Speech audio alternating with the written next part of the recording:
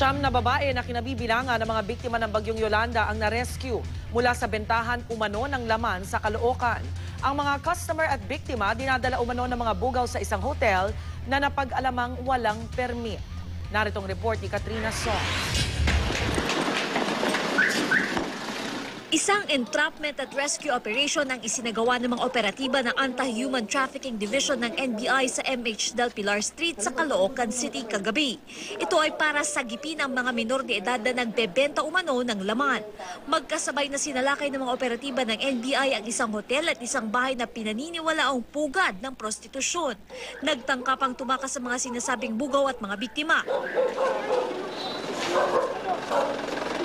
Hanggang mahuli ang mga sospek. Siyam na babae naman ang na-rescue ng mga operatiba. Kunin mo to. Ito yan kanina eh. Ilan sa kanila ay pinaniniwala ang minor de edad mula sa samar ng mga biktima ng bagyong Yolanda. So yung apat na entrapment yon, entrapment operations. Yung nakuha naman natin doon sa kung saan sila hinahouse, yung mga babae, rescue yon. Initial information reveal na sila they're from Samar. Pati kahera ng hotel inimbitahan din ng NBI para maimbestigahan. Sa naturang hotel daw kasi laging dinadala ng mga bugaw ang mga customer at mga kinukuhang babae. Sa drawer ng kahera nakita pa ang mga kondom na maaaring maging ebidensya laban sa kanila.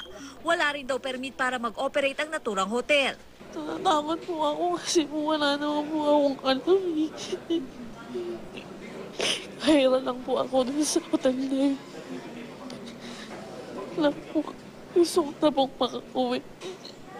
Itinanggi naman ng nahuling bugaw ang paratang sa kanila. Pero ang kasamahan nila umaming 5 buwan na niya ang ginagawa ang pambubugaw. Kwento niya, sa 600 piso raw kada transaksyon na maisasara, mayroon siyang 100 pisong komisyon. Yung kasong kakaharapin nila is violations ng Republic Act 9208, ang Anti-Human Trafficking Act. Ano po penalty? Ang penalty niya ng maximum is life imprisonment. Patuloy naman ang ginagawang investigasyon ng mga otoridad para madakip ang itinuturong utak ng naturang prostitusyon.